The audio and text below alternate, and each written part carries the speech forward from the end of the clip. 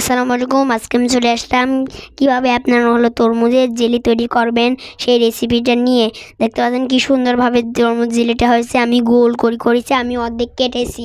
এভাবে আপনারা সহজেই বানিয়ে ফেলতে পারবেন তরমুজের জেলি। কি সুন্দরভাবে স্পনও হয়েছে আর কি সুন্দরই হয়েছে, তাই আপনারা বানিয়ে ফেলতে পারবেন। কিভাবে বানাবেন সেটাই আজকে এই ভিডিওটায়। তাহলে চলো ভিডিওটা শুরু করা যায়। আমরা এরকম তরমুজের জেলি কিভাবে বানাবেন তাহলে প্রথমে আমরা একটা তরমুজ অর্ধেক কেটে দিয়েছি। কেটে দেওয়ার পর তরমুজের ভিতরের অংশগুলো থাকে সেগুলো আমরা তুলে নিয়েছি, একটা চামচের সাহায্যে সুন্দরভাবে তুলে নিয়েছি, ফ্রেশ করে তুলে দিয়েছি। এবার আমরা একটা হাঁড়িতে আমরা উপকরণ মিশাবো। এখানে আমরা তরমুজ নিয়ে নিয়েছি 1 কাপ, কারণ যেখানে এই পরিমাণেই লাগবে তাই।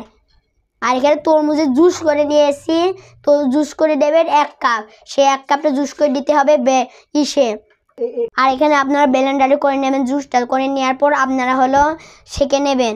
জুসটা করে নেওয়ার পর এই তরমুজের জুসটা করে নেওয়ার পর এই ছাঁকনির সাহায্যে আপনারা সেঁকে নেবেন, কারণ যে বিচি থাকতে পারে সেই বিচিগুলো আপনার সেঁকে যাবে। সেঁকে নেওয়ার পর এবার এর মধ্যে আমরা আগার পাউডার দেবো। জেলি বানাচ্ছি তাই আগার দিয়ে দেবো। এখানে 1/2 চা চামচ আগার দিয়ে দেবো।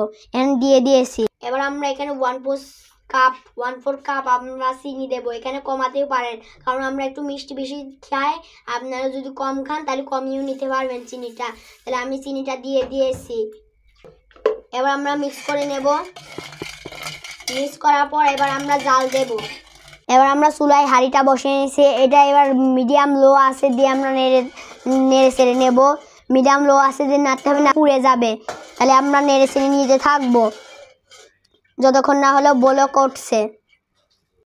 আমি চুলার থেকে নামিয়ে সেই তরমুজের ইসের মধ্যে আমরা ঢেলে দিয়েছি। তরমুজের খোসার মধ্যে ঢেলে দিতে হবে হাঁড়িতেই গরম অবস্থায়। তাহলে ঢেলে দিয়েছি। এবার আমরা ঠান্ডা করতে দেবো। ঠান্ডা করার পর আমরা ফ্রিজে রাখবো। 15 থেকে 20 মিনিট রাখতে হবে ফ্রিজে, নর্মাল ফ্রিজে। আর আপনারা শিখে থাকুন আপনারা।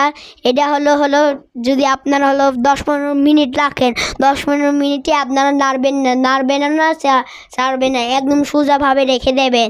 নাহলে যদি নড়ে তাহলে আর জেলিটা হবে না সুন্দরভাবে। তাহলে আমি ঠান্ডা হওয়ার পর আমি নর্মাল ফ্রিজে রেখে দিচ্ছি। আমি 15-20 মিনিট পর আমি ফিরে আসলাম। দেখতে পাচ্ছেন আমাদের তরমুজের জেলি সুন্দরভাবে হয়ে গেছে আর জমেও গেছে। এটা দেখতে পাচ্ছেন কি সুন্দরভাবে হয়ে গেছে। তাই আপনারা বাড়িতেও বানিয়ে ফেলতে পারবেন এভাবেই। দেখতে পাচ্ছেন আমাদের সুন্দরভাবে হয়ে গেছে। আপনাদেরকে একটি দেখিয়ে দিই। দেখতে পাচ্ছেন কি সুন্দরভাবে হয়ে গেছে, কি স্পন্ন হয়েছে জেলিটা। দেখতে পাচ্ছেন আপনাদের খুবই সহজভাবে বানিয়ে দেখিয়ে দিলাম। কেমন ভিডিওটা লাগলো কমেন্টে জানাবেন।